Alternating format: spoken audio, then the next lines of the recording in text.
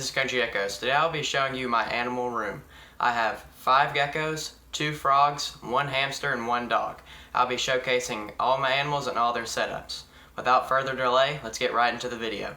So we're going to start on this side of my room. Here I have my Crested gecko. Here I have my Gargoyle Gecko. This is my tomato frog, and at the very bottom is my hamster. Here in the middle I have my Lychee Hosta gecko. And on this side I have my African fat-toed gecko, leopard gecko, and fire-bellied toad. So we'll start off with my hamster George, who I've got in this very large tub. Tubs are really great ways to house hamsters. There's very little smell and there's a lot of floor space, so you can pretty much customize the setup however you'd like. So here he is right here. Let me give you a close view of him. See if I can get down there.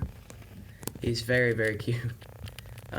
He moves around all the time. He's really fun to watch. We've been giving him a lot of vegetables and some fruits, and they really like crickets. Crickets are great protein sources for hamsters. It's kind of weird to watch them eat crickets, but it is good for them and fun to watch.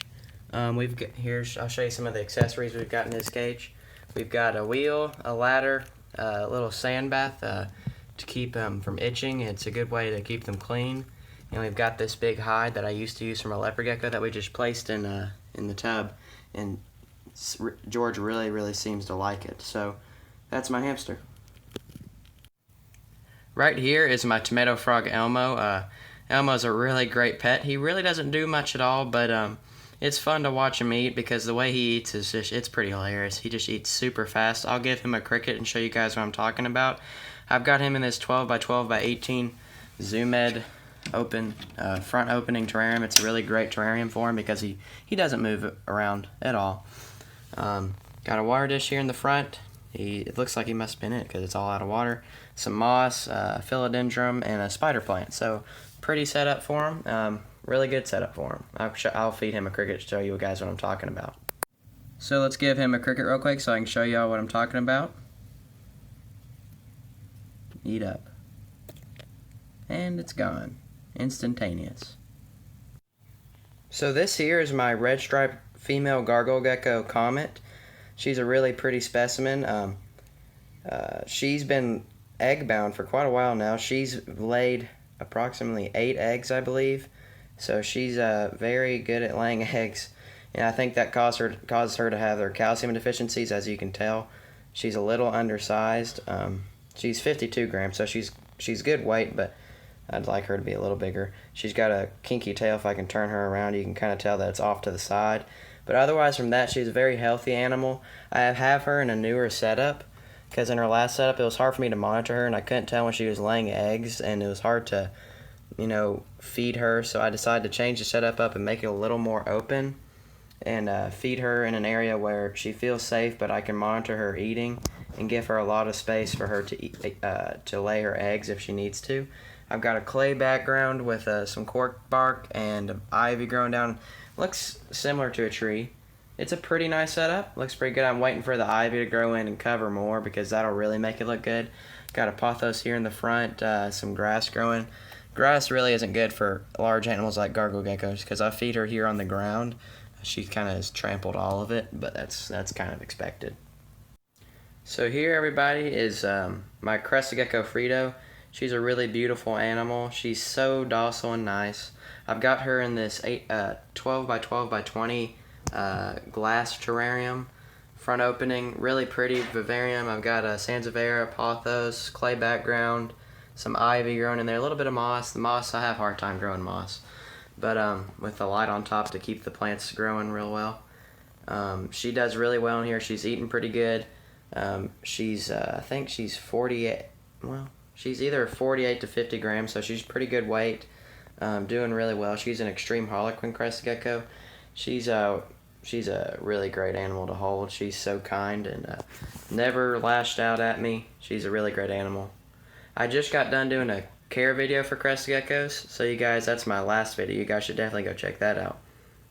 So put her back in her terrarium. Be free.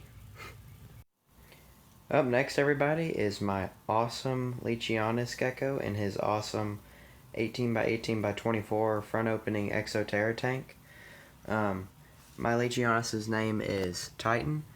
I was told by the person who sold him to me that he is a Pine Island Lychee Hosta, but upon doing a little bit more research, I'm afraid he might be, not necessarily afraid, but I'm under the belief that he's a different locale, maybe a Nuami. I think that's the right term.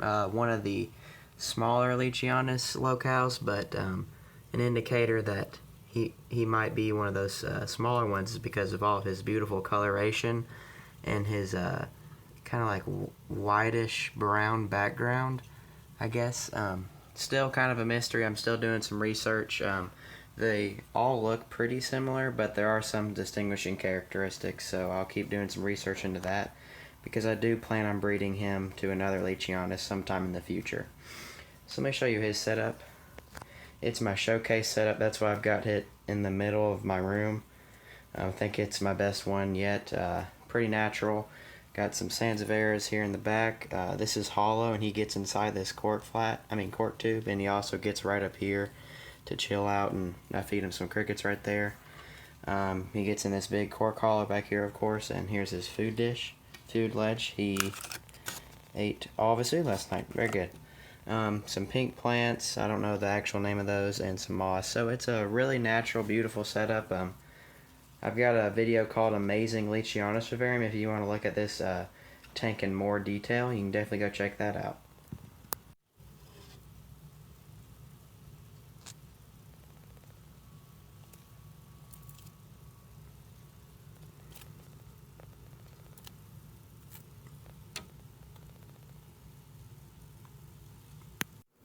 So right here I have my African fat-tailed gecko Mocha. She's a striped morph, meaning that obviously she's got a stripe going down her dorsal, or her back, I believe is the correct term. That's her morph. She's a very, very nice gecko, almost as nice as Frito. Mocha moves around a little bit more than Frito when being held. I'll show y'all her terrarium real quick. It's I guess you could say it's a vivarium. I've got 2 live plants in it, but I don't really have a drainage layer. It's not necessarily bioactive. But I've got a huge ficus, which I don't even know how it started growing so well. I kind of just stuck it right here in this soil, put some moss on it, and it's doing pretty dang well, I must say. And I've got this pothos over here. I'm trying to get it to vine out. I need to water it. You can tell that the leaves are kind of shrinking up, I guess. Got a big log for her. That's her moist and her warm hide combo. Gets down in there. She comes out a lot, which is pretty fun. She really likes to drink the water off the leaves. Got her heat pad back in there. She's probably digging that heat. Got a little window back there, but I usually don't look through that and try to give her some privacy. And this is her other hive. This is where she poops primarily. Doesn't look like there's any pooping right there.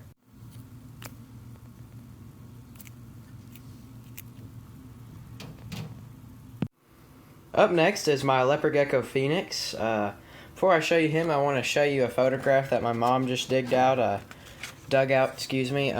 from Phoenix when he was a juvenile.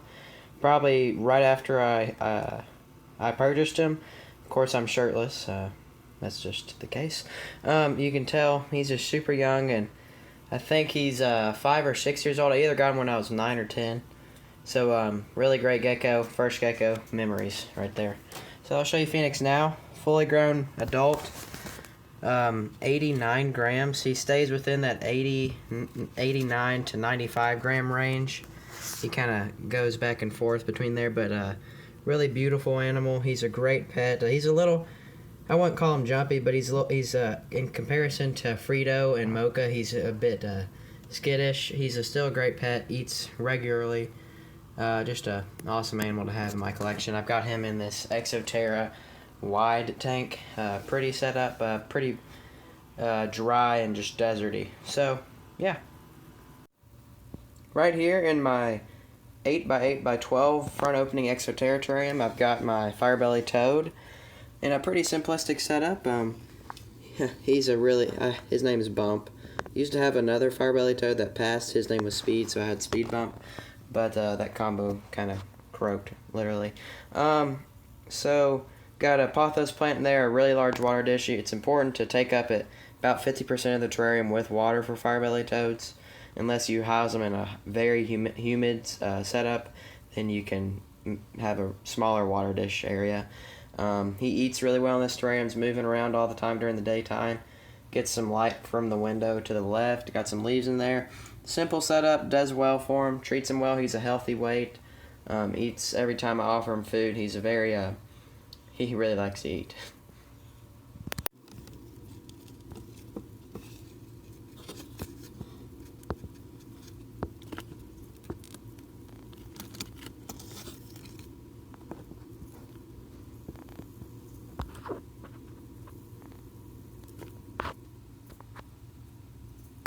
So here chilling out on my couch is my English Bulldog Abby. She's 11 years old. She's a really great dog.